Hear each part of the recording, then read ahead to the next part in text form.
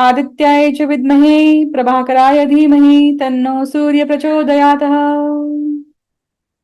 ये सूर्य का गायत्री मंत्र है। और आज के वीडियो की शुरुआत आप समझ ही गए होंगे कि सूर्य के गायत्री मंत्र से की है। इसका अर्थ है कि सूर्य का गोचर, इसके ऊपर मैं बात करने वाली हूँ। नमस्कार आप सभी को, मैं Sarita Kulkarni astro live junction channel में आप सभी का स्वागत करती हूँ। आज मैं बात करने वाली हूँ सूर्य के गोचर पर। सूर्य जो है वो कर्क राशि में प्रवेश करने वाले हैं।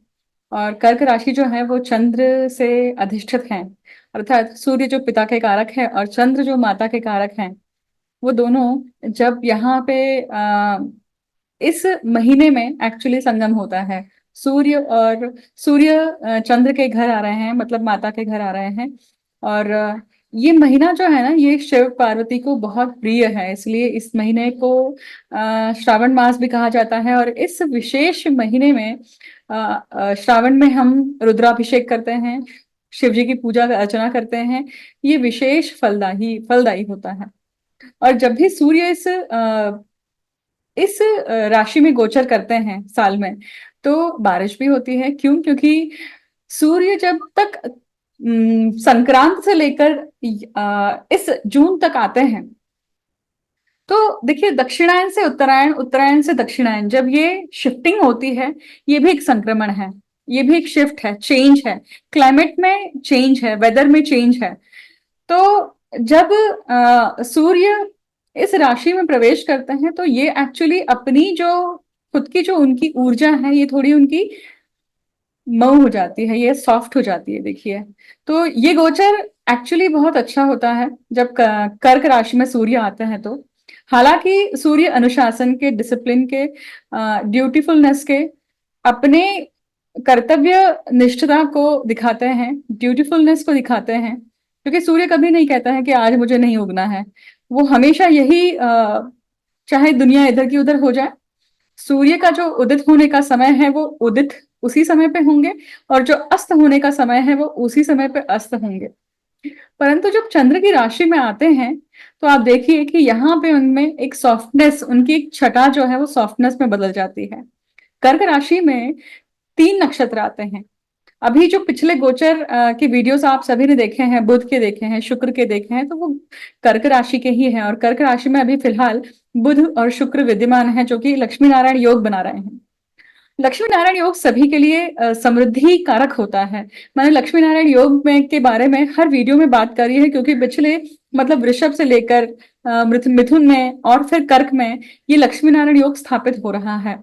परंतु जब ये सूर्य से रहित है, तो ये ज्यादा प्रफुल्लित होकर का कार्य करता है और सभी के जीवन में उस प्रकार की समृद्धि आती है। जिनके जीवन में समृद्धि नहीं आई है ना, उनके लिए एक कारण हो सकता है कि वो क्यों नहीं आई। क्योंकि वो जो लक्ष्मी नारायण योग है, लक्ष्मी अर्थात शुक्र, नारायण अर्थात बुध, तो जब ये आपकी पत्रिका में सही रूप से नहीं होंगे, मतलब बलिष्ठ नहीं होंगे, नीच राशि में होंगे या फिर शत्रु राशि में होंगे, तब ये आपको सही प्रकार के रिजल्ट नहीं देंगे। मतलब शुक्र का कन्या राशि में होना, बुध का मीन राशि में होना, या फिर आप देखेंगे ये शत्रु राशि के साथ में है, या फिर युति अगर आप देखें कि अगर केतु के साथ में है, शनि के साथ में है, तो ये अलग पद्धति से आपको रिजल्ट देंगे। तो जब शुक्र और बुध आपकी पत्रिका में सही प्रकार से स्थित नहीं है, सही प्रकार के बलाबल को लेकर नहीं है, तो जब भी गोचर में लक्ष्मी नारायण योग बनता है, तो वो आपके लिए फलदायी इसलिए नहीं हो पाता है क्योंकि मेन आपकी पत्रिका में वो युति सही प्रकार से या वो ग्रह सही प्रकार से नहीं है। अच्छा, इसमें ग्रहों की गलती है क्या? नहीं, क्योंकि ग्रहों का नियुक्तिकरण किसने किया है? नियति ने किया है, सृष्टि ने किया है। और किसके अनुसार किया है? हमारे कर्मों के अनुसार। तो आपने गत जन्म में शुक्र से संबंधित सभी चीजों को धिक्कारा है, आपने उसकी वैल्यू नहीं करी है। उसी प्रकार से बुध, आपने बुद्धि की वैल्यू नहीं करी है। बुद्धि अर्थात बुध से देखी जाती है। तो अगर आपने इसका मोल नहीं समझा है, तो आपको उसका भुगतान तो करना ही पड़ेगा ना। आपकी बुद्धि आपके आपके लिए काम नहीं आएगी, आपका ऐश्वर्य आपके लिए काम नहीं आएगा, कोई और ही भोगेगा। तो ये है उसका कारण। अब हम बात कर रहे हैं गोचर के सूर्य की, जो कर्क राशि में आ रहे हैं। अब ये सूर्य और चंद्र आपकी पत्रिका में किस प्रकार का बलाबल लेकर बैठे हुए हैं, किस प्रकार की स्थिति में है, उसके अनुसार इनका भी फल आएगा। सूर्य मान लीजिए तुला राशि के हैं तो ये नीच के हो जाते हैं। सूर्य मान लीजिए मेष के हैं तो उच्च के हो जाते हैं। सूर्य अगर सिंह राशि है तो स्वराशि के हो जाते हैं। स्वराशि का सूर्य जब होता है तो बहुत बहुत अलग पद्धति से काम करता है, क्योंकि सिर्फ और सिर्फ सिंह राशि और कुंभ राशि ऐसी है जिसमें कोई भी ग्रह उच्च का या नीच का नहीं होता है। इसके कारण कोई भी ग्रह जब इसमें विजिट करता है, ट्रांजिट करता है, तो अपना पूरा पूरा बल या पूरा विशेष अपनी विशेषताएं बाहर प्रस्फुरित करता है। अब यहाँ पे कर्क हम बात कर रहे थे आपके सूर्य और चंद्रमा की। तो चंद्रमा अगर वृश्चिक राशि का है, क्योंकि जिसकी जन्म राशि वृश्चिक होगी तो उसके लिए वो चंद्रमा नीच के हो जाते हैं एक्चुअली, परंतु क्या वो नीच के फल देते हैं? अब वो वृश्चिक राशि कहाँ है? अगर मान लीजिए वो त्रिकोण में है, मतलब पंचम भाव में है, भाग्य भाव में है, या फिर लग्न भाव में है, तो क्यों गलत फल मिलेगा? अच्छा ही फल मिलेगा। परंतु वो चंद्रमा कैसा है?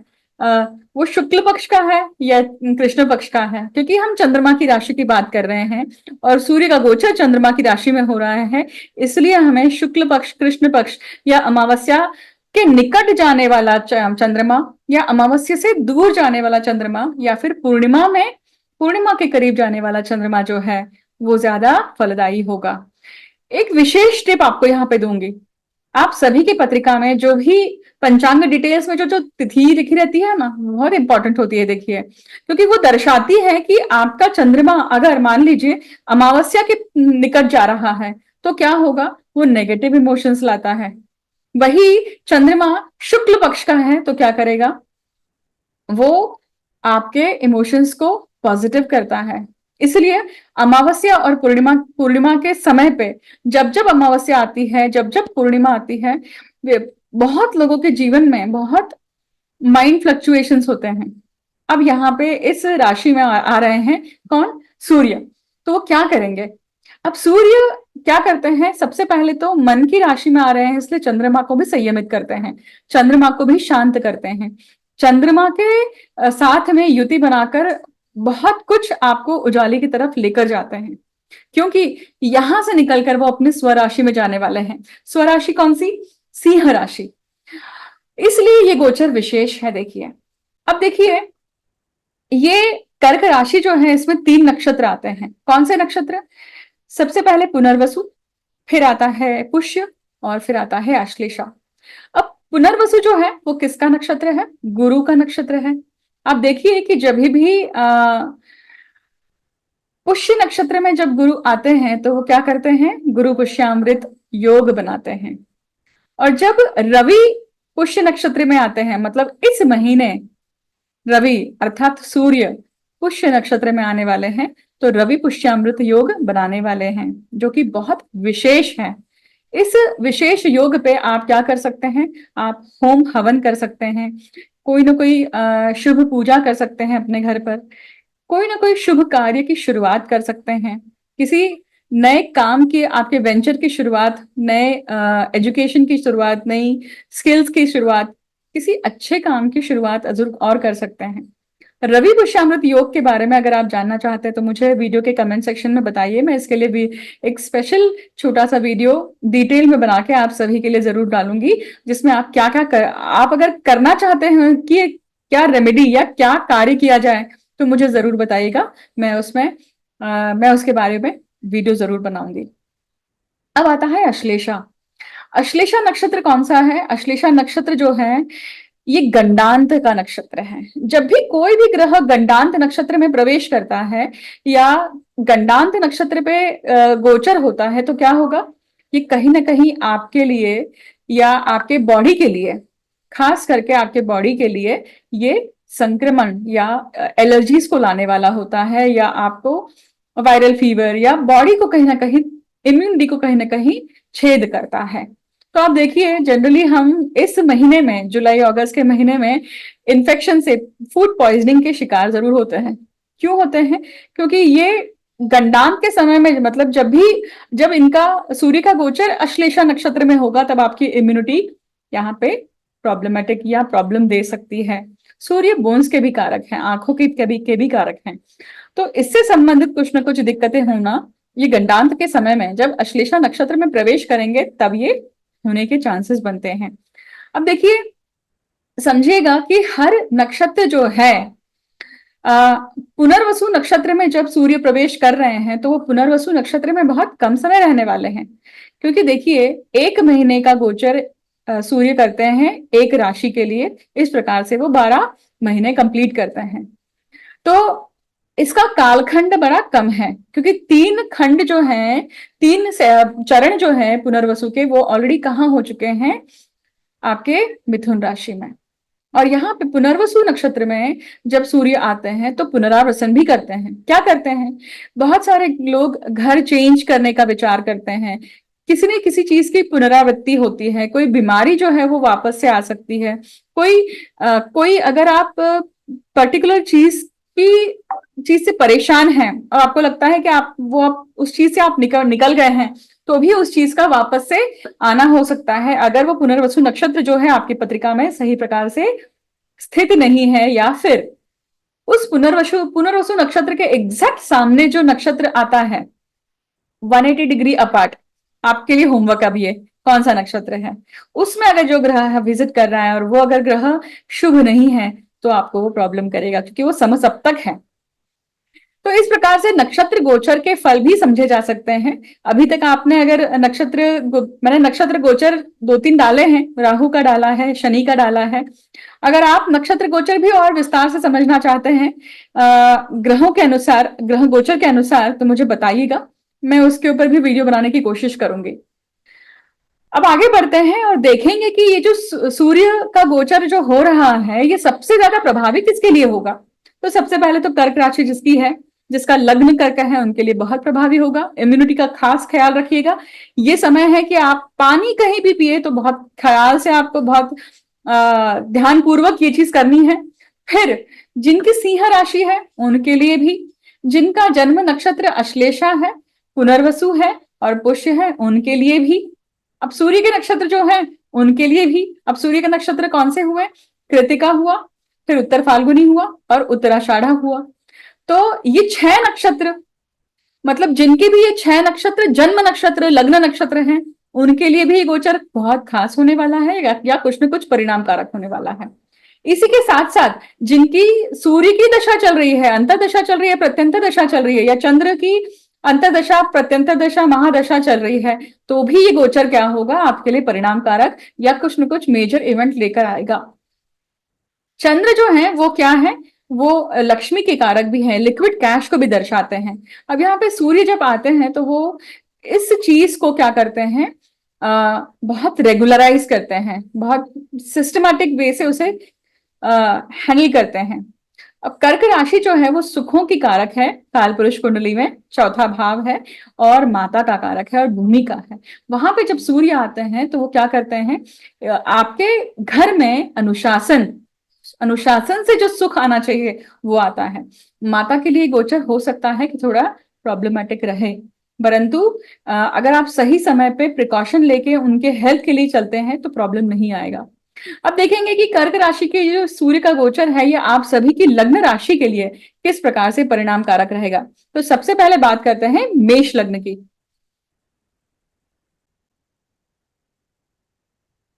मेष लग्न के देखिए, ये जो गोचर है सूर्य का, ये इनके चौथे भाव में आ रहा है। चौथा भाव सुखों का है और मेष लग्न के जो स्वामी है वो है मंगल। मंगल कहाँ है, आपके दूसरे भाव में, गुरु के साथ में योग बना के बैठे हुए हैं, जो कि बहुत अच्छा अभी योग बन रहा है आपकी पत्रिका में। उसके बारे में मैंने मंगल के गोचर के वीडियो में काफी कुछ डिटेल में बताया है, अगर आपने नहीं देखा है तो जरूर जाके देखिएगा। कर्क राशि में 3 ग्रहों की युति हो रही है, कुछ समय तक रहेगी, उसके बाद में बुध जो है वो वहां से निकल जाएंगे और फिर सूर्य और शुक्र रहेंगे। सूर्य और शुक्र साथ में जब होते हैं तो वो कहीं ना कहीं रिलेशनशिप में इश्यूज आते हैं, ईगो क्लैशेस आते हैं, तो इसके आने की संभावना है। कहाँ पे आएंगे, घर पे आएंगे, हो सकता है माता के साथ में आए या फिर घर के फैमिली मेंबर्स के साथ में ये चीज आने की संभावना है। अब देखिए, सूर्य जब चौथे भाव में आ रहे हैं तो ये क्या करते हैं, ये आपके दशम भाव को सीधी दृष्टि डालते हैं। इसका अर्थ है कि मैनेजरल पोजीशन पे जो लोग बैठे हुए हैं उनके लिए अभी काफी इंपॉर्टेंट टाइम पीरियड होने वाला है, क्योंकि केंद्र में आपके सूर्य आ रहे हैं। केंद्र में जब आते हैं सूर्य तो आपको वो लाइमलाइट देते हैं, आपको रिकॉग्निशन देते हैं, रिवॉर्ड देते हैं। और चौथे भाव में, सुख के भाव में आ रहे हैं, इसका अर्थ है कि वो आपके लिए सुख कारक भी होंगे, क्योंकि पंचम भाव के स्वामी है वो। तो एक चीज आप याद रखिएगा, क्योंकि पंचमेश खुद अपने भाव से व्यय भाव में आ रहे हैं, तो संतति से संबंधित कुछ न कुछ नए काम से संबंधित यहाँ पे कुछ दिक्कतें हो सकती हैं। बच्चों की हेल्थ का विशेष ध्यान रखिएगा। अब हम देखते हैं कि ये जो गोचर है ये वृषभ राशि के लिए किस प्रकार से रहेगा। वृषभ राशि के लिए देखिए, कर्क राशि कहाँ आती है, उनके तीसरे भाव में आती है। मतलब सूर्य जो है वो उनके पराक्रम में है, सिबलिंग्स के स्थान पे है। ये सूर्य कौन है आपकी पत्रिका में? ये आपके पंचम भाव के स्वामी है, चतुर्थ भाव के स्वामी है। चतुर्थ भाव का स्वामी अपने भाव से व्यय भाव में आ रहा है। तो सबसे पहले हो सकता है कि आप घर चेंज करें, आप अपने घर को आप ऐसा कोई घर ढूंढ रहे हैं या फिर रहने जाएंगे जो आपके सिबलिंग्स के पास में हो, खास करके उसकी चांसेस बनते हैं। यहाँ पे छोटी यात्राओं के भी योग बन रहे हैं। आपका यहाँ पे पराक्रम किस चीज के लिए हो सकता है? जो चीज आप अभी तक अपने पूरे साल भर में जो गट्स आप इकट्ठा नहीं कर पाते हैं अपने सीनियर्स से बात करने के लिए, अपनी बात रखने के लिए, ये वो समय है जब आप पराक्रम दिखाएंगे। आपके सीनियर्स के साथ में, आपके जो अथॉरिटी के जो लोग हैं, आपके ऊपर जो काम करते हैं, आप जिनको रिपोर्ट करते होंगे, उनके साथ में। एक और चीज हो सकती है, कर्क राशि का सूर्य है यहाँ पर, तो सिबलिंग्स के साथ में अगर कोई ईगो इश्यूज है तो उसे सॉल्व करने का अच्छा समय है, या फिर ईगो इश्यूज आएंगे उसके कारण कुछ प्रॉब्लम हो सकती है। सिबलिंग्स को लेकर, आपके भाई बहनों को लेकर कुछ रिस्पॉन्सिबिलिटी आपके हाथ में या आपके ऊपर आ सकती है, उसे निभाइएगा, क्योंकि वो करना अत्यंत आवश्यक है आपके लिए। ये वो समय है जब आप शुक्र के साथ में है, देखिए सूर्य, तो क्या दिखाता है कि आप चैटिंग, वर्चुअल ईमेल, इन सब चीजों से दूर रहिएगा। जितना हो सकता है कि ऐसी चीजें ना करें जहां पे आपकी डिग्निटी कम हो। डिग्निटी, बहुत बार शब्दों का अर्थ जो है वो अनर्थ हो जाता है, अपने हिसाब से लोग जो है अर्थ निकालते हैं और उसका भुगतान हमें करना पड़ता है, इसकी भी संभावना हो सकती है। ये वो समय है कि जब आपके जो नेबर्स हैं, आपके जो पास पड़ोस के लोग हैं, उनमें से कोई ऐसा व्यक्ति होगा जो वरिष्ठ अधिकारी होगा या बड़े ओहदे पे होगा, पॉलिटिशियन हो सकता है, या फिर सरकारी बड़ा अफसर हो सकता है, जिसके कारण आपको कुछ लाभ प्राप्ति होगी या उनसे आपका कांटेक्ट बढ़ेगा। मिथुन राशि की बात करते हैं। मिथुन राशि के लिए ये गोचर उनके धन स्थान में, कुटुंब स्थान में, वाणी के स्थान में है। अब ये गोचर जो है धन स्थान में, वाणी के स्थान में सूर्य का आना, ये क्या करता है? स्ट्रेट फॉरवर्डनेस देता है। स्ट्रेट फॉरवर्डनेस देता है। पराक्रम का स्वामी दूसरे भाव में आ रहा है। इसका अर्थ ही है कि आप जो भी पराक्रम करेंगे वो आपके कुटुंब के लिए, धन के लिए और आपकी वाणी से होंगे। और वो क्या फ्रुक्टिफुल होंगे? बिल्कुल होंगे, फ्रुक्टिफाई होंगे, क्योंकि जो भी आप वाणी से बोलेंगे, यहां पर अगर आप अपने प्रिंसिपल्स को, आप अपनी वैल्यू सिस्टम्स को, आप रिस्पॉन्सिबल होकर अगर कोई कर्म करने जाते हैं तो उसका 100% आपको रिजल्ट मिलेगा। बशर्ते ये जो ग्रह है आपकी पत्रिका में किस स्थिति में बैठे हैं उसके अनुसार फल है, देखिए, क्योंकि ये गोचर मैं बता रही हूं आपको। अब ये कुटुंब में सिबलिंग्स का आना और उसके कारण रिस्पॉन्सिबिलिटीज बढ़ना, हो सकता है कि धन का आगमन भी हो सकता है, या फिर धन से संबंधित कुछ ना कुछ क्या होगा, कोई ना कोई रिस्पॉन्सिबिलिटी है जो आपके सिबलिंग से संबंधित आपके ऊपर आ सकती है, या फिर आपके पड़ोसियों से, या फिर आपके आपके खुद के सेल्फ एफर्ट्स यहाँ पे क्या कर रहे हैं, कहीं ना कहीं आपको पैसा कमा के दे रहे हैं। ये गोचर अच्छा है। एक ही चीज के लिए यहाँ पे ये गोचर हो सकता है खराब, कि मान लीजिए जो आपने ट्रैवल डिसाइड करी हैं, छोटे ट्रैवल्स आपने डिसाइड करे हैं, वो शायद कैंसिल हो सकते हैं इन टाइम पे। या जैसे आप अगर हम नॉर्मली भी देखें तो ये बारिश का महीना है, तो यहाँ पे राइड्स कैंसिल होना या फिर फ्लाइट्स डिले होना, कैंसिल होना, ये स्वाभाविक है। तो उस प्रकार की भी संभावना आपके साथ में हो सकती है। अब कर्क लग्न की बात करते हैं। कर्क लग्न के लिए देखिए ये गोचर कहाँ हो रहा है? खुद लग्न भाव में हो रहा है। लग्न भाव में सूर्य का आना क्या करता है? अगर सूर्य आपकी पत्रिका में अच्छी स्थिति में है ना, तो वो आपकी इम्यूनिटी को बढ़ाएगा। बट अगर मान लीजिए 6 8 12 भाव में है तो सूर्य सूत्र आपकी पत्रिका में लागू होता है। सूर्य सूत्र जब लागू होता है, इसका अर्थ ही है कि इस महीने सूर्य सूत्र, अगर आप सूर्य की कोई उपासना कर रहे हैं, सूर्य के ऊपर कोई रेमेडी कर रहे हैं ना, तो इस महीने चूकेगा नहीं। इग्नोर मत होने दीजिएगा, कुछ ना कुछ किसी न किसी कारण से उसे छूटे नहीं, उसका प्रयत्न करिए। उसी के साथ साथ सूर्य केंद्र में है तो ये आपको शाइन करवाएंगे, ये कहीं ना कहीं तीर्थ क्षेत्र में लेके जा सकते हैं, क्योंकि लक्ष्मी नारायण योग है। लक्ष्मी नारायण योग है जब तक, तब तक आप पॉसिबिलिटी है कि आप ऐसी देवी के स्थान पर जाएं जो आपके लिए सुख कारक हो, आपके लिए समृद्धि कारक हो। अब ये सूर्य जो है केंद्र स्थान में होने के कारण ये आपको लाइमलाइट देंगे, ये आपको रिकॉग्निशन देंगे, ये आपको उजाले में लेकर आएंगे। और ये जो टाइम पीरियड है, सूर्य जब अपने भाव से व्यय भाव में आते हैं, अब खास करके कर्क लग्न के लिए सूर्य कौन है, कुटुंबेश है, धनेश है, वो अपने भाव से व्यय भाव में आ रहे हैं, तो बहुत बार यहाँ पे खर्चा भी होता है। और वो खर्चा किसके ऊपर होता है, खुद के ऊपर होता है। वो पैसा कहाँ जाता है, खुद के लिए जाता है, खुद के लिए कुछ इन्वेस्टमेंट करते हैं, खुद के लिए कुछ वस्तु लेते हैं, या खुद के लिए ट्रैवल करते हैं, बट वो अच्छी इन्वेस्टमेंट है क्योंकि वो आप अपने लिए कर रहे हैं। धनेश का अपने भाव से व्यय भाव में आना, परंतु लग्न में आना, ये शुभ होता है। तो खर्चा है पर वो सही प्रकार का है, इन्वेस्टमेंट है सही प्रकार की है। और ये सूर्य आप में ईगो ला सकता है, आप में अहम भाव भी ला सकता है, याद रखिएगा। तो उससे बचना है आपको। इम्यूनिटी का खास ध्यान रखना है, आंखों का खास ध्यान रखना है, एसिडिटी का खास ध्यान रखना है, और फीवर इश्यूज का ध्यान रखना है, वायरल के इश्यूज का भी ध्यान रखना है। क्योंकि आंखों की या वायरल की या कहीं ना कहीं पानी से संबंधित कुछ प्रॉब्लम्स आने की संभावना हो सकती है अगर आपकी पत्रिका में सूर्य सही तरीके से नहीं है तो। सिंह लग्न की बात करते हैं। सिंह लग्न के लिए खुद लग्नेश व्यय भाव में जा रहे हैं। बहुत लोगों के लिए बाहर जाने के चांसेस है, खास करके उन बच्चों के लिए जो स्टूडेंट्स हैं और बाहर जाकर पढ़ाई करने के लिए जाते हैं। ये महीना हो सकता है कि वो ट्रैवल करें, जैसे एमएस के लिए जा रहे हैं या हायर एजुकेशन के लिए जा रहे हैं। और व्यय भाव में आपके लक्ष्मी नारायण योग बन रहा है, तो जो जातक बाहर रह के कमाते हैं उनके लिए ये अच्छा योग है। कहीं ना कहीं प्रॉपर्टी परचेज करना, लैंड परचेज करना, इसकी भी संभावना दिखती है। लग्नेश का व्यय भाव में जाना ये क्या दिखाता है, सब आपकी नींद भी यहाँ पे डिस्टर्ब हो रही है। नींद में भी कहीं ना कहीं वाइड अवेक होना, हाँ, मोस्टली 3 बजे के आसपास, 4 बजे के आसपास अचानक से नींद खुलना, और किसी किसी कारण से होना। अब वो कारण आपको ढूंढने हैं कि कौन से कारण से हो रहा है, उसे लिख के रखिए। अगर उसके लिए विशेष समझना चाहते हैं तो आप जरूर कंसल्टेशन लेकर भी समझ सकते हैं, क्योंकि अभी वो टाइम पीरियड है जहां पे आपको क्लूज भी मिलने वाले हैं कि आपको अपने लिए क्या काम करना है। ये वो टाइम पीरियड है कि आप खर्चा भी करेंगे, ये वो टाइम पीरियड है कि कुछ गैजेट्स खरीदना, ये वो टाइम पीरियड है कि आप कुछ नया लैपटॉप खरीदना, कोई एक्सेसरीज खरीदना, इसके भी चांसेस दिखाई देते हैं। घर में रेनोवेशन करना, यहाँ ये खर्चे का टाइम पीरियड भी दिखाता है, और ये खर्चा आप करने वाले हैं। ये वो टाइम पीरियड है जहां पे आप अपने रिलैक्सेशन के लिए या फिर घूमने जाने के लिए भी कुछ ना कुछ प्लान करके यहाँ पे खर्चा कर रहे हैं, इसकी संभावना दिखाई देती है।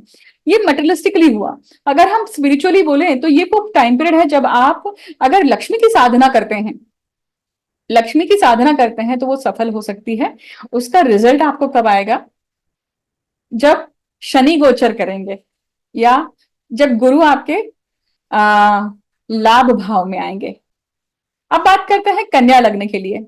कन्या लग्न के लिए देखिए ये कहाँ गोचर हो रहा है, इनके लाभ भाव में। लाभ भाव में सूर्य का आना, अब ये लाभ भाव में आपके व्यय आ रहे हैं, तो क्या दिखाते हैं कि भाई सबसे पहले तो अपने फ्रेंड्स लोगों से, कॉन्टैक्ट सर्कल से कुछ नुकसान होने की भी संभावना यहाँ पे है। आपको लग रहा है कि वो आपको फायदा करने वाले हैं, पर यहाँ पे नुकसान हो सकता है, क्योंकि व्यय खुद लाभ भाव में आ रहे हैं। इसका अर्थ है कि वो व्यय किए बिना लाभ नहीं देंगे, ये याद रखिएगा। और लाभ भाव में समृद्धि का योग जरूर बना हुआ है, लक्ष्मी नारायण योग जरूर बना हुआ है, पर वो दिखाता क्या है कि कहीं ना कहीं आपने जो आपके फ्रेंड सर्कल्स हैं, कॉन्टैक्ट सर्कल्स हैं, और सूर्य के आने के कारण ऐसे लोग आपके संपर्क में आ रहे हैं जो पॉलिटिकल कनेक्शन रखते हैं, या सरकारी अफसर हो सकते हैं जिनसे आपको फायदा हो सकता है। परंतु क्या सच में फायदा होगा, तो ये व्यय भाव के स्वामी हैं, तो कुछ ना कुछ लेकर फिर देने की संभावना दिखाई देती है। लाभ भाव का सूर्य जो है वो पोजीशंस भी अच्छी देता है, लाभ करा के देता है, परंतु कुछ ना कुछ यहाँ पे कॉम्प्रोमाइज की सिचुएशन भी दिखाई देती है, याद रखिएगा। यहाँ पे ये कन्या लग्न का जो सूर्य है ये क्या करता है, आपके लाभ में एक प्रिंसिपल वैल्यू सिस्टम को भी लाता है, रिस्पॉन्सिबिलिटी को भी लाता है। तो ये वो टाइम पीरियड है जब आप अपने लाभ को लेकर बहुत अनुशासित हो जाइए। बहुत जरूरी कि आप जिस पद्धति से लाभ ले रहे हैं, लेना चाहते हैं, क्या वो पद्धति सही है, क्या वो रैंडम है, उसका एनालिसिस करना भी बहुत जरूरी है आपके लिए। अब ये सीधी दृष्टि आपके पंचम भाव पे डालते हैं, तो बच्चों के लिए भी, संतति के लिए भी क्या हो सकता है, उनके हेल्थ से संबंधित कुछ इश्यू आ सकते हैं, तो उसका ख्याल रखिएगा, उसका खास ख्याल रखिएगा। अगर हम तुला लग्न की बात करें तो तुला लग्न के लिए देखिए गोचर कहाँ हो रहा है, ये उनके दशम भाव में हो रहा है। दशम भाव में लाभेश आ रहे हैं, कर्मेश, कर्म स्थान में ही लाभ भाव का स्वामी आ रहा है। ये क्या दर्शाता है कि भाई लाभ के लिए लाभ अगर आपको चाहिए तो अनुशासन के साथ काम करना पड़ेगा। लाभ अगर चाहिए, लक्ष्मी नारायण योग की प्राप्ति करना है, जीवन में लक्ष्मी की प्राप्ति करनी है, तो क्या करना पड़ेगा, अनुशासन के साथ हमें करना पड़ेगा, वैल्यू सिस्टम के साथ करना पड़ेगा, क्योंकि सूर्य क्या है, डिग्निटी है। दूसरा इसका अर्थ निकलता है कि दशम भाव में ये सूर्य जो है ना, ये केंद्र में है, तो ये आपको पोजीशन दे सकते हैं, लीडरशिप पोजीशन दे सकते हैं। आपके अगर ये सूर्य ठीक नहीं है पत्रिका में, तो वो आपको पॉलिटिकल कॉन्स्पिरेसी का शिकार भी बना सकते हैं। पॉलिटिकल या आपके हायर अथॉरिटीज के जो आपके वरिष्ठ अधिकारी हैं, उनका प्रेशर आपके ऊपर आ रहा है, उसके शिकार आप हो रहे हैं, इसकी भी संभावना हो सकती है अगर आपकी पत्रिका में ये सूर्य ठीक नहीं है तो, और दशम भाव ठीक नहीं है तो। उसी प्रकार से अगर हम देखें, ये सूर्य आपके चौथे भाव को देखते हैं, इसका अर्थ है कि घर में उसके कारण वो जो प्रॉब्लम है, वो जो एरिया है, उसका इंपैक्ट सीधे आपके घर पे होता है, आपके सुखों पर होता है। तो वहां पे ईगो मत आने दीजिएगा, वहां पे उसका इम्पैक्ट नहीं आने दीजिएगा। जो जहां की बात है वो वहां ही रहे, वहीं तक सीमित रहे, फिर आगे निकलना है। वृश्चिक राशि की बात करते हैं। वृश्चिक राशि के लिए देखिए ये गोचर कहाँ हो रहा है, ये उनके भाग्य में हो रहा है। भाग्य में सूर्य का आना पिता से संबंधित, तीर्थ यात्राओं से संबंधित, तीर्थ क्षेत्रों से संबंधित, रिलीजियस स्थानों से संबंधित, अपने कुल से संबंधित, इन सब चीजों के चांस देते हैं इसको पूर्ण करने के लिए। अगर आप ये सारे चांस आपके सामने आ रहे हैं तो उसे पूर्ण करिएगा, क्योंकि ये दशम भाव के स्वामी है सूर्य। पितरों का कर्म, पितरों से संबंधित कुछ कर्म, कुलदेव से संबंधित कर्म, आपके खानदान में जो प्रथा चली आ रही है, अगर वो खंडित हो गई है, उस प्रथा को वापस से पुनर्स्थापित करना, क्योंकि पुनर्वसु नक्षत्र में ये सूर्य आ रहे हैं, तो पुनर्स्थापन करना अगर आपको मौका मिलता है तो उसे जरूर करिए, क्योंकि वो आपका खानदान के प्रति क्या है, कर्म है, ऋण है। ये सूर्य आपको तीर्थ क्षेत्र की यात्राएं दे सकता है, खास करके शिवलिंग, मतलब जितने भी शिव जी के मंदिर हैं, तो वो ज्योतिर्लिंग भी हो सकते हैं, या फिर शिव जी के जो विशेष धाम हम बात करें, उनका भी ये योग बन सकता है आपके लिए, कि यहाँ पे आपका दर्शन हो और आपको ब्लेसिंग्स मिले। यहाँ पे पिता की आपको ब्लेसिंग्स प्राप्त है। ये पूरा जो गोचर है एक्चुअली अच्छा गोचर है आपके लिए, अगर आप स्पिरिचुअली इसको देखते हैं। अगर आप कर्मठ रूप से देख रहे हैं, मटेरियलिस्टिकली देखते हैं, तो क्या होगा, ये आपको सत कर्म करने के लिए, सही प्रकार के कर्म करने के लिए, चाहे वो आपके सिबलिंग्स को लेकर हो, आपके फैमिली मेंबर्स को लेकर हो, या फिर आपके पिता मतलब पेरेंट्स से लेकर हो, या फिर आपके स्पाउस के सिबलिंग्स को लेकर हो। अगर आपके सामने कोई ऐसी अपॉर्चुनिटी आती है जहां पे आपको हेल्प ऑफर करने के लिए बोला जा रहा है या एक्सपेक्ट किया जा रहा है, तो करिएगा, चुकेगा नहीं। धनु लग्न की बात करते हैं। धनु लग्न के लिए देखिए ये गोचर कहाँ है, अष्टम भाव के लिए, भाव में बहुत इंपॉर्टेंट है। अग्निहोत्र का होना आपके लिए इस पूरे महीने में बहुत अच्छा रहेगा, अगर आप होम हवन करते हैं, क्योंकि अष्टम भाव तंत्र मंत्र यंत्र, गूढ़ विद्याओं का, पैतृक संपत्ति का, आपके क्रॉनिक डिसीजेस का है। सूर्य वहां आके आप प्रकाश डाल रहे हैं इन सब चीजों में। जिस भी चीज से आप जूझ रहे हैं, अगर कोई बीमारी से अगर आप जूझ रहे हैं, तो वो प्रकाश में आ जाएगी और आपको निदान मिलना यहाँ पे संभव हो जाएगा। वही शुक्र और बुध हैं, लक्ष्मी नारायण योग बना रहे हैं, तो मतलब जिनको पैतृक संपत्ति मिलने की आशा है, उनको पैतृक संपत्ति मिल सकती है इस पूरे टाइम पीरियड में। भाग्य का साथ है अष्टम भाव से, मतलब भाग्य कब खुलेगा, अगर आप अष्टम भाव के कर्म को पूर्ण करते हैं तो।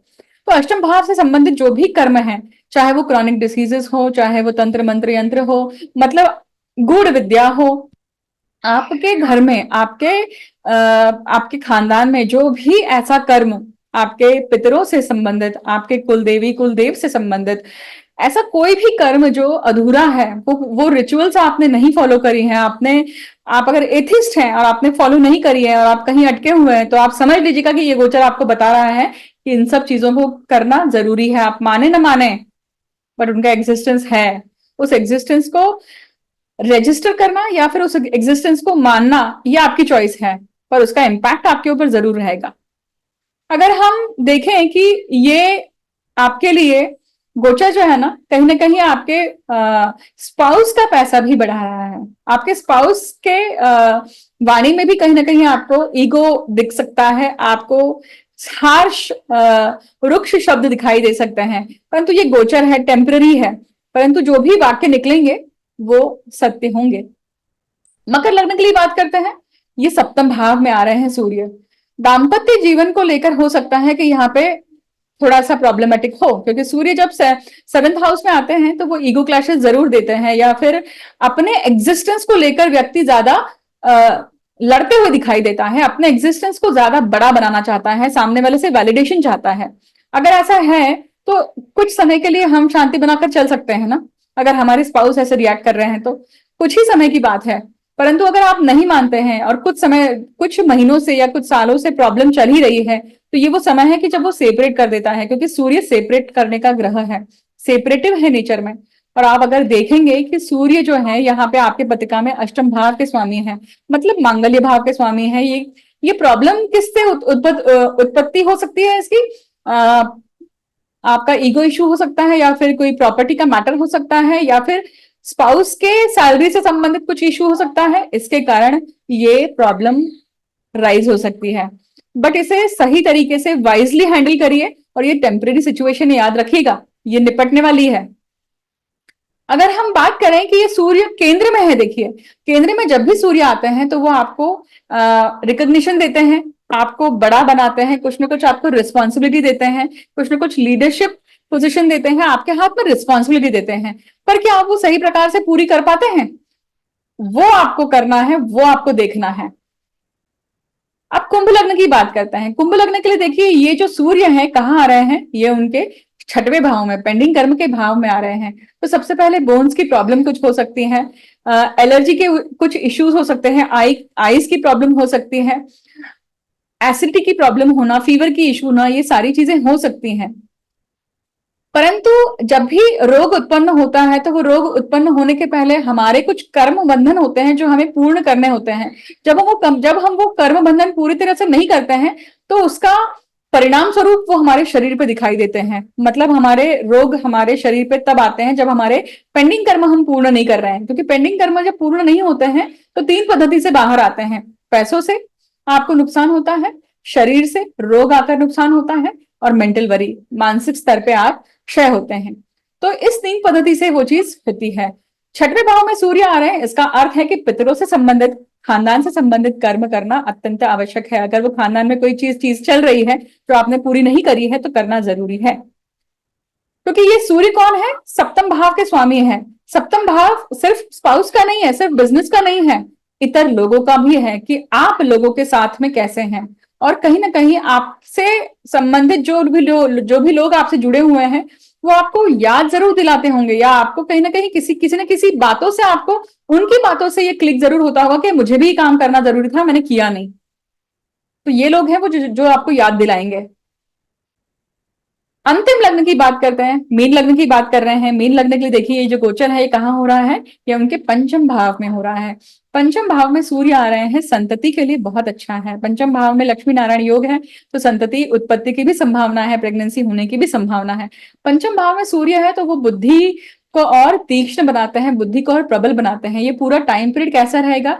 आपकी बुद्धि में बहुत सारी ऐसी चीजें हैं जो आप पढ़ रहे होंगे या आप समझ रहे होंगे, उसमें प्रकाश आएगा, वो क्लिक होंगी, वो तुरंत आपको समझ में आएगी सबसे पहले तो। फिर पंचम भाव में सूर्य है तो संतति से संबंधित जो भी आप प्रयत्न कर रहे हैं वो यश पूर्ण रहेंगे। परंतु षष्ठ भाव का स्वामी पंचम भाव में है।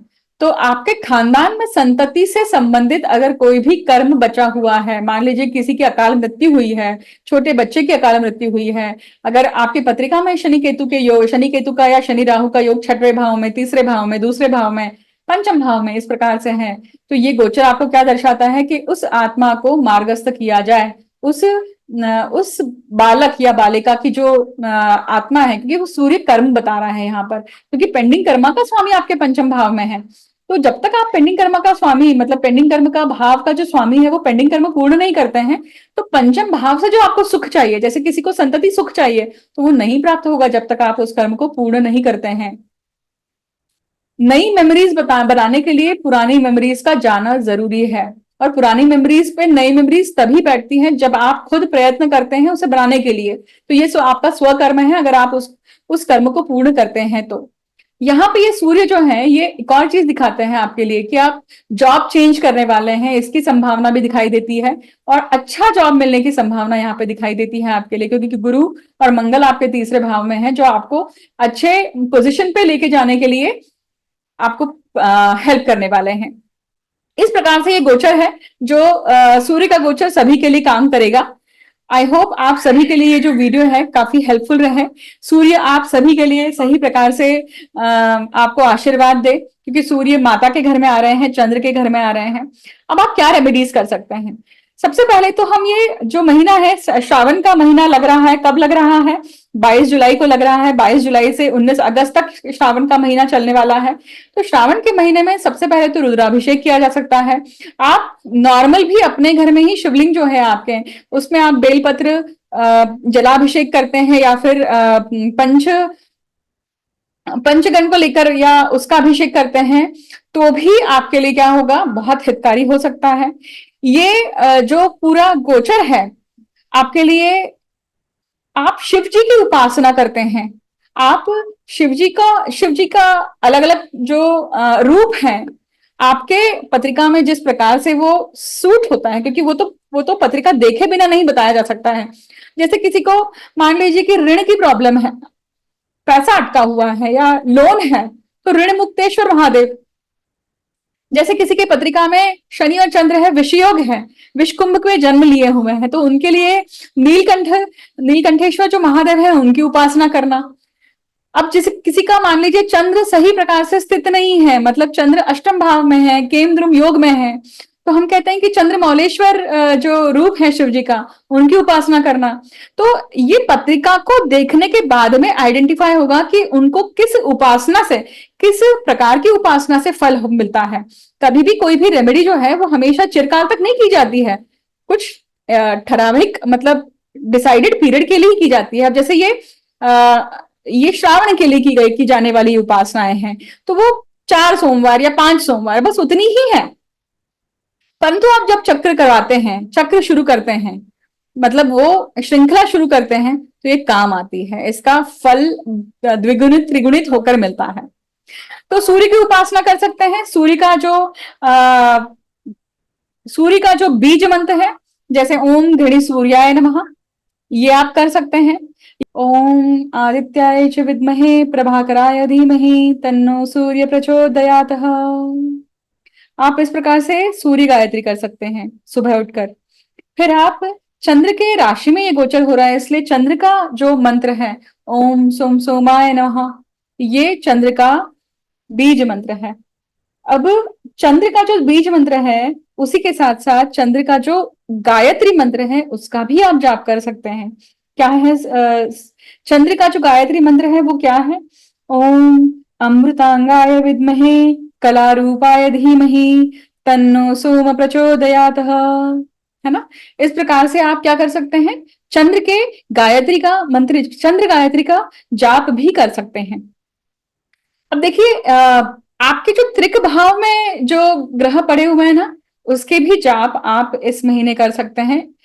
11 बार करिए, शुरुआत 11 बार से कर सकते हैं। अगर आपको आदत है तो आप 1 माला, 5 माला, 7 माला, 11 माला, जो भी आपको आवर्तन आपको सूट करते हैं या आप कर पाते हैं वैसा आप करिए, ठीक है।